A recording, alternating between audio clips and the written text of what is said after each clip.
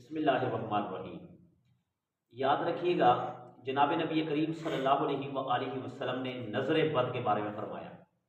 नज़र बद ऐसी चीज़ है कि ये सही सलामत ऊँट या ऊँटनी को हंडिया में डाल देता है। यानी कि अगर उसको नज़र लग जाए तो मिनटों सेकंडों में वो मरने के करीब, ज़बा होने के करीब आ जाता है। इसी तरह एक इंसान की नज़र दूसरे इंसान के बारे में बड़ी हैवी किस्म की लगती है। आजकल हमारे यहाँ एक चीज़ है कि किसी को नज़र बद लग जाती है, मगर वो ये समझता है कि मुझ पर तवीज़ होते हैं।